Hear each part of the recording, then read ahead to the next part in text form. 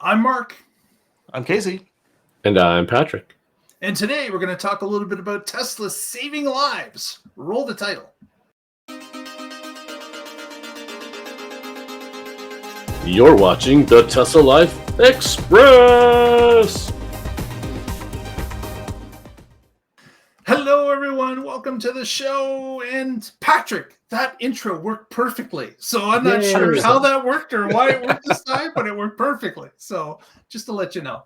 We've been trying this for weeks. Yeah, we I don't never know why know. We're just rolling with The the only changes other here. successful, we lost Patrick on the way back in, but this time we had him for the intro, and he's still here. Nice. It's all coming together. Let me tell you. We're going to talk a little bit about in this episode Tesla saving lives. We've heard many problems with different car manufacturers and issues with self-driving that people proclaim.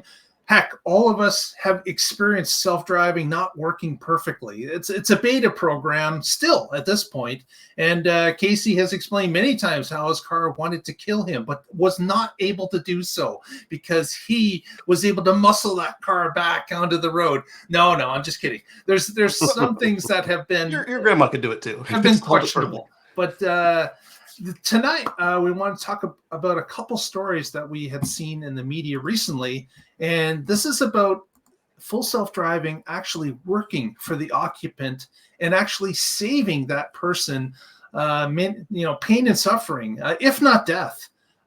This particular story that we wanted to open with happened in the southeastern freeway in Australia.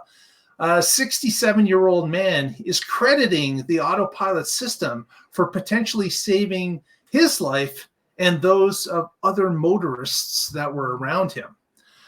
This driver, who wants to remain anonymous, had actually on June 18th, his Tesla was veering across multiple lanes and avoiding collisions with oncoming traffic because the driver had actually lapsed into unconsciousness.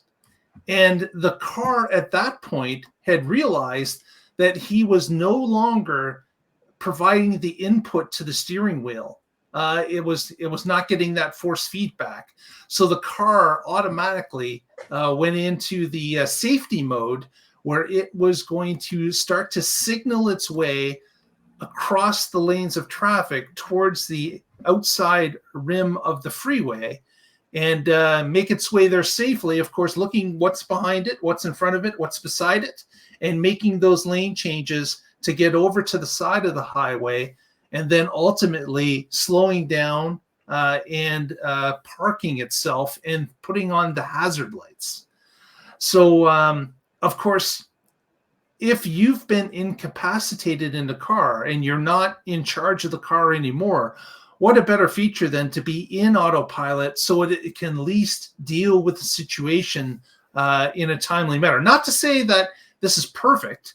You could, if you have a sudden heart attack or something and you were even in Autopilot, you could jerk the wheel and the car could go array, to the side. You could hit something else if that was to happen. But in this case, he became unconscious without interacting with the steering controls or the acceleration pedal or the brake pedal, for that matter, of the fact, and allowed the car to actually fulfill its programming to, when there's no response from the driver, get over to the side of the road, stop the car, put it in park, put on your hazards.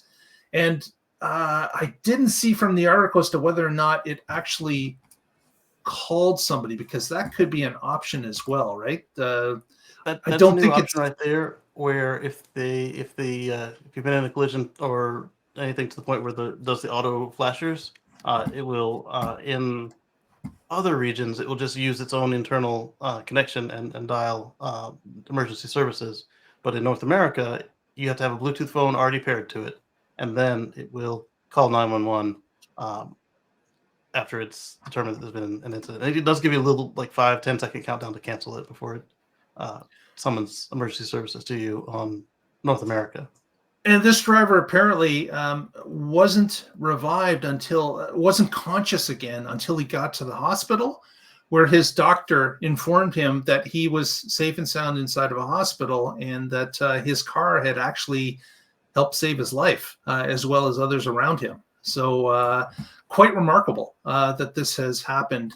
And Patrick, I believe you've got another story of something similar that happened this time in the United States. That's right. Yes. A friend of the show, Brian from Futuraza, formerly My Tesla Weekend, interviewed somebody from the Portland Tesla Owners Club. And he had just flown back from Florida watching SpaceX launches, a 6-hour flight. His cousin had brought his Tesla to the airport to pick him up.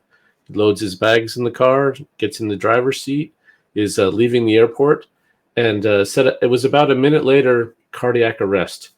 And slumps over, and the car then sees he's not responsive and pulls over, turns on hazards, and his cousin calls 911, and he got taken to the hospital and is now fine.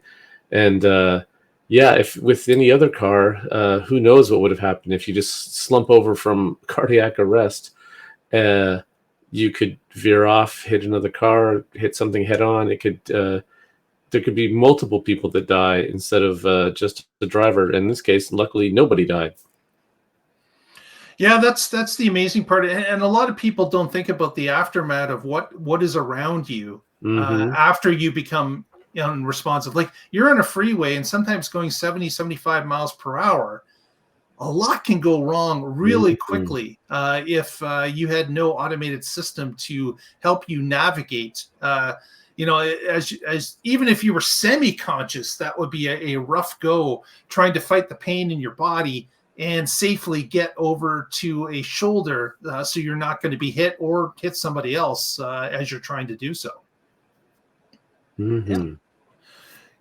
So Casey, you had an update to one of the stories. I do. Before I get into that, I want to say that there are several systems at play here with the Teslas. And it started back with AP1. They had a brake assist feature, like my Model S, where somebody would cut across. This happened a couple times. Somebody would cut across us in the middle of the night in the rain, and the car starts to do its like. You guys know how it used to do with the phantom braking on the early Model 3s. It was very similar to that, except there was really something there. And on these three instances, that like they really were in my path, and there would have been a collision. So I pushed the brakes, and I didn't push them enough, and I just had maintenance done, so I know it wasn't a case of a lack of brake fluid, my pedal falling to the floor. I push the brakes, and the car nosedive, and it starts to stop, but I'm not pushing it enough for the car's comfort, so it pulls the pedal down even more, and begins to brake. And my Model X has done this once or twice with the same goofballs who, I don't know why, maybe they're dazzled in the rain. There's clearly not enough room to get across in front of me, and so end up another panic braking, and the car will help you with that. Also, if you are in auto steer, navigate on autopilot, or full self-driving, and you become non-responsive to the car, either if you have the camera system on the non-legacy cars looking back at you, or if you are in a legacy car and you don't tug the wheel within a certain amount of time when it starts to flashing to let you know, hey, I need to know you're okay. What it will do, or what it's programmed to do, is to slowly start slowing down 1 mile per hour until it gets to 0. And then as it's slowing down and when it gets to a stop, it'll automatically turn on the flashers. And on the older cars, I don't know if they still do this, on the older cars it would unlock. And on the Model S, that would pop the door handles out so that anybody who was being a good Samaritan doesn't try to break your windows to get at you. They just pull the door handles and open it. And they also have lane departure avoidance, which comes in 2 levels. By default, it'll just beep at you. If you go into the settings and turn it on, if the car thinks you're leaving the lane, it will nudge the car back into the lane. So I've had cases where I'm steering and I don't have, you also have to not have the signal on. I'm steering and I do have the signal on, but for the other direction. And it thinks that I've left the lane because it's one of those turns where it's dashed, and it thought I was leaving the road surface. So it feels like you're in a rut, like you're steering in a really old road, and it's just got paths. And you can steer out of it if you want to, but it takes a little bit of effort. And so if you aren't holding the wheel, it stands a chance of not having a bad outcome if what the car is reacting to is real. In my case, it was really, really badly done repaintings upon repaintings, and so it was following something that wasn't accurate. So then in this case, I'm not saying the guy was wrong in that the situation activated, but it doesn't typically pull over because then Tesla is liable because then the car is now at some level of self-driving without being a level 2 ADAS. And it could say, all right, let's get to the shoulder. And then there could be something wrong with the shoulder. Like who knows what, like the shoulder might not be there. It's just the easiest one. True. And any number of things. And so then Tesla would be liable for driving you off a cliff. So with that said, let's look at what Fred from Electric found was the dash cam footage from the Tesla versus with the news story we saw somebody else's external dash cam footage. So what we wanted to point out here is it doesn't look like the car, maybe right there it was, but then at some point the guy's seizing, so he might actually have hit the wheel, and then I think that's what we're seeing here, where it leaves completely the road surface, goes across, hits. This is not consistent with the emergency systems that are in the Tesla. It looks like it's just flopping around, and so not to say that he didn't have anything, because right there that looks like it's under control, and then like right there, like maybe he bumped it, and then now it's no longer under control. It's been completely bumped out and is in super lucky mode. Yeah, like you said, it's something that you don't necessarily. It's not foolproof. If you lean into the steering wheel, or if you do seize up and you press the accelerator hard, or something along those lines, you are going to navigate the safety features that are built into the car. Like it's just going to respond because it believes you're driving at that point, because now it has driver like input. in my case where it made a mistake and I fixed it. So if he's seizing and he bumps the wheel, I made a mistake. Okay, you have the car.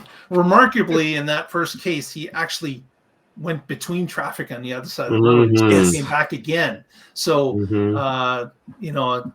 but it's interesting that he had no recollection of anything except that he was driving normally, and the next thing he knew, he woke up with a doctor in his face, like in a hospital. So there's another couple more modes I need to discuss here. So one is you're in full control of the car and you're not asking it for anything, and you're, say, at parking lot maneuvers in reverse or drive. If the car thinks you're going to be in an imminent situation, there have been a couple examples that Tesla has given, or employees at Tesla have given. One we have a video of where there is a pedestrian behind the car and the person's reversing and doesn't see them, and the car applies the full brakes, and the person, they I don't even know if they had contact, but if they had contact, it was just a tap rather than what would have happened. They would have been had a collision with the car, and it would not have been pleasant. Another example is that they gave is where the car, they had selected the wrong gear, and they were going to drive the car into the river, and they're looking over their shoulder, or they're looking forward, but the car is not doing what they thought they were doing, and the car again slams on the brakes.